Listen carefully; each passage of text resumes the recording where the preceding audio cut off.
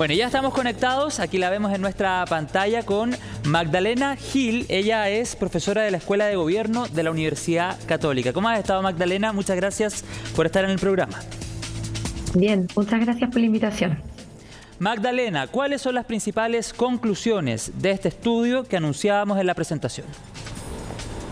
Yo diría que son dos. Lo primero es que el calor extremo es una amenaza presente, no solamente una amenaza futura, sino que una amenaza presente para los habitantes de la región metropolitana, que tenemos que aprender a lidiar con eso. Y lo segundo es que todavía estamos lejos de tener las prácticas y los protocolos necesarios para lidiar con esta amenaza, que ahí es donde tenemos que ponernos a trabajar.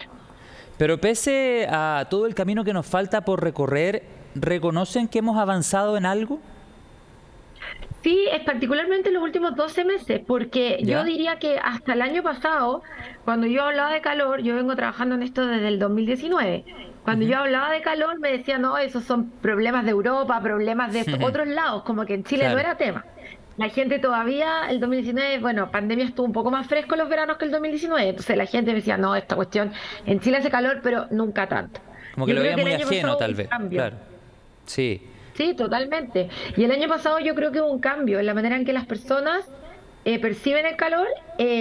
Ya empezó el como, oye, pero yo será peligroso, tengo un bebé, tengo mi mamá que está viejita. Ya empezó la preocupación y yo noto que también en los medios, esta misma entrevista es prueba de ello, existe también este como cambio de dar vuelta a la página y empezar a pensar ya en el calor, no como algo, se vienen los 30 grados, vamos a la piscina, sino también se vienen los 30, los 33, quizás los 35, entonces ya es como otra la noticia. Y eso creo que es súper positivo. Y en esa línea el gobierno regional también ya ha empezado a pensar un poco en este tema, no es un tema ajeno para ellos.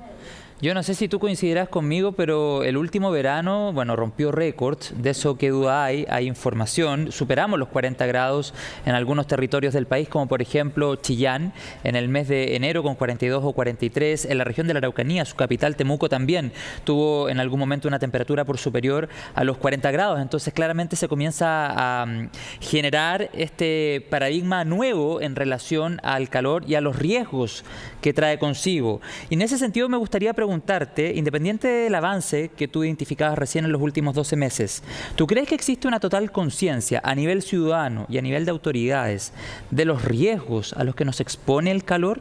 ¿Tenemos identificado totalmente ese riesgo? No, yo creo que no. O sea, desde las autoridades ya existe cierto temor a que esto explote y terminemos teniendo un verano como fue en Vancouver, ¿no es cierto?, en British Columbia, Canadá, el año 2021, que les tomó completamente por sorpresa un verano tan caluroso que murieron 2.000 personas. Yo creo que sí ya hay temor en las autoridades, pero sin comprender todavía cuál es el riesgo real para la región. Y yo creo que en las personas, si bien también yo veo un cambio todavía. Nosotros tenemos, mira, tú diste el ejemplo de Chillán. Mi mamá creció en Chillán y ella me dice, ay, en Chillán siempre hacían 36.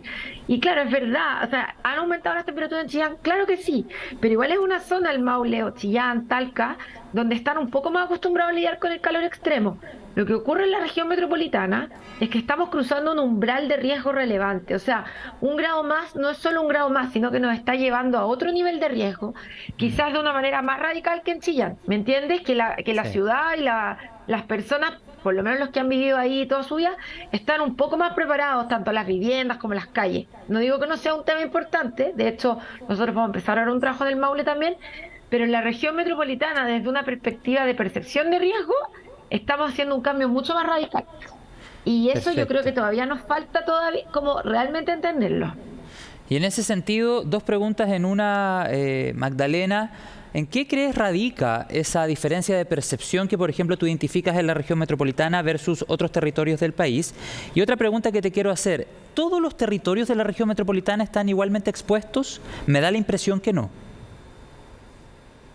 Buenas preguntas. A ver, yo creo que el caso de la región metropolitana tiene dos causas. Uno es que es un hecho que históricamente el calor no era un problema para los cuerpos humanos tan alto, digamos, 31 grados, 32 grados como máximas no le generan un estrés térmico al cuerpo humano tan grande. Nosotros hemos llegado en la región metropolitana hasta 38 y eso es totalmente distinto porque nuestros cuerpos están a 37, 37 y medio. Entonces, 38 son palabras mayores. O sea, hay una parte histórica. Y lo segundo es que yo creo que en general en Santiago vemos el cambio climático como algo que pasa en la tele. Como que yo sé que estoy en sequía, pero abro el agua y sale agua. Claro. Entonces yo creo que hay como una sensación, como un consumo de la noticia climática que se consume como que fuera un poquito como ciencia ficción. Y yo creo que el calor prontamente nos va a transformar, por decirlo de alguna manera. El otro día escuché a una colega que decía, el cambio climático es eso que tú filmas hasta que eres el protagonista del video, porque en algún momento ya te toca. Y yo creo que rápidamente el calor está haciendo eso en la región metropolitana.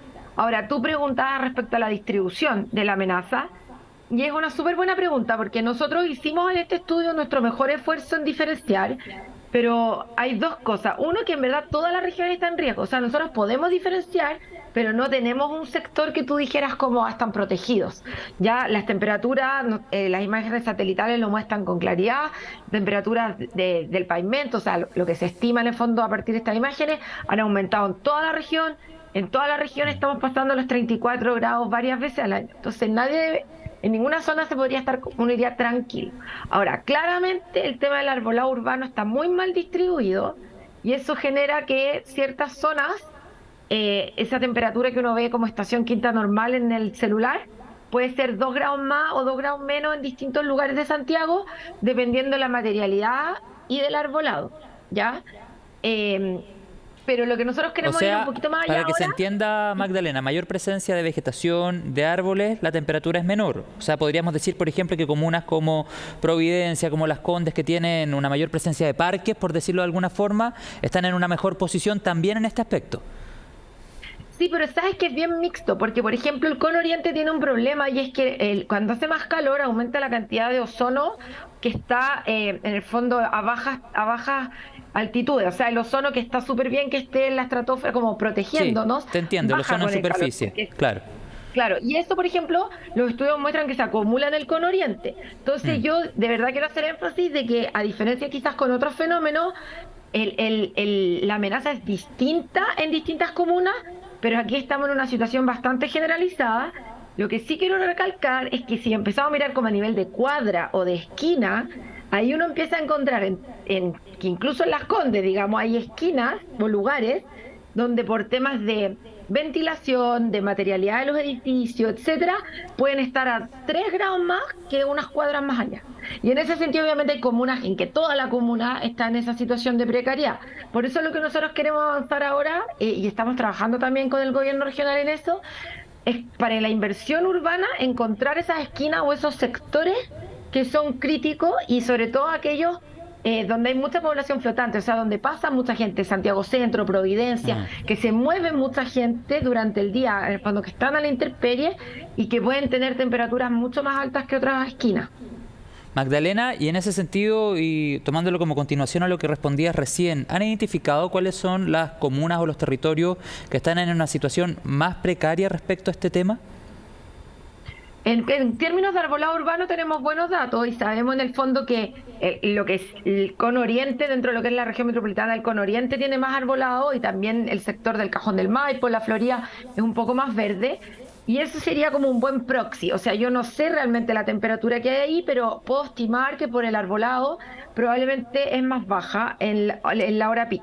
Pero también vemos, por ejemplo, que hay sectores al sur del río Mapocho que estarían, independientes de su arbolado, estarían con temperaturas que son aún más altas. Pero igual quiero ser súper clara, nosotros no tenemos buenos datos georreferenciados de calor. O sea, en Santiago existen millones de cámaras para el control del tránsito y un montón de otras cosas, bastantes estaciones para la calidad del aire, pero Mm. súper pocas estaciones meteorológicas, ¿no? Entonces, Sí. todo esto nosotros lo hacemos a partir de modelos que finalmente mi mayor conclusión es que cualquier protocolo tiene que ser a nivel de la región. Otra cosa es la inversión urbana en infraestructura, que esa sí obviamente se hace en un punto específico.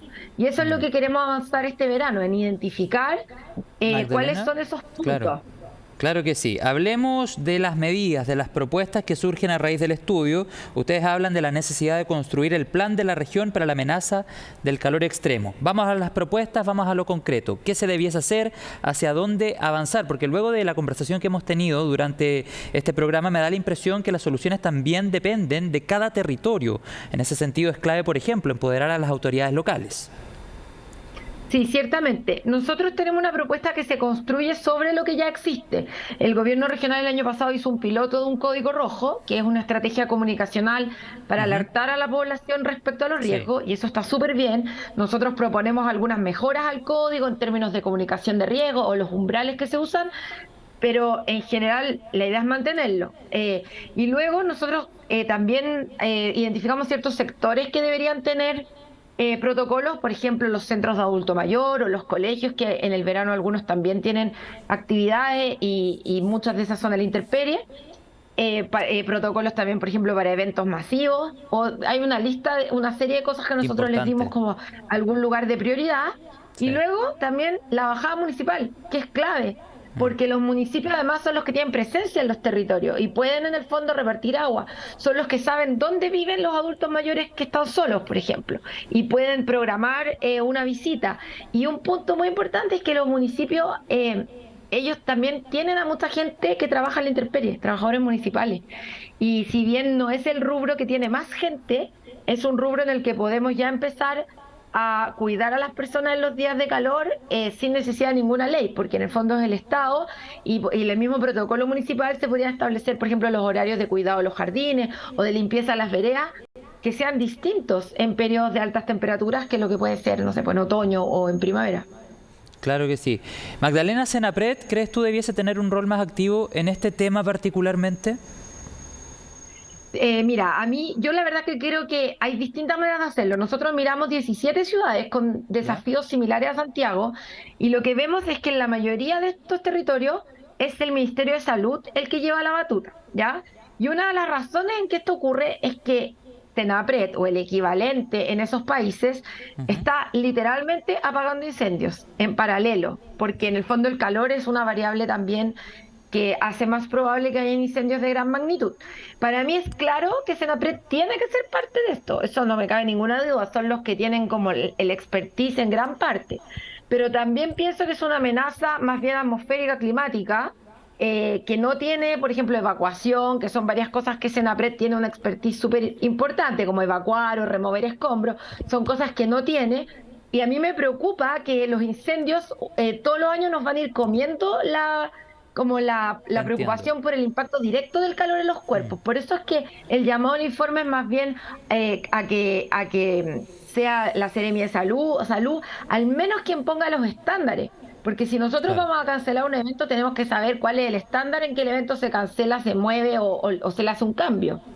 Claro, que se establezcan ciertos parámetros que permitan tomar decisiones, como dices tú, por ejemplo, ante el eventual cancelación, ante la eventual cancelación de un evento masivo y así otra actividad. Te quiero agradecer la conversación, Magdalena Gil, profesora de la Universidad Católica de la Escuela de Gobierno, por este análisis y por supuesto también hacer la invitación a todas las personas que hasta ahora están en la pantalla de CNN Chile a que vayan más adelante, vamos a poner un QR, vayan a las entrevistas que hemos hecho, ya hemos conversado en otras sesiones, te aprovecho de contar también, Magdalena, sobre calor, altas temperaturas y los perjuicios que provoca en nuestro cuerpo, para que sepamos identificar síntomas, que eso es sumamente importante. Nuestro cuerpo nos va enviando señales, por ejemplo, cuando está comenzando o se está gestando un golpe de calor. Importante también tener esa información sobre la mesa, sobre todo pensando en la proyección meteorológica de cara al verano. Gracias, Magdalena, que tengas una buena A jornada. ustedes. Muchas gracias. Chao. Listo, chao.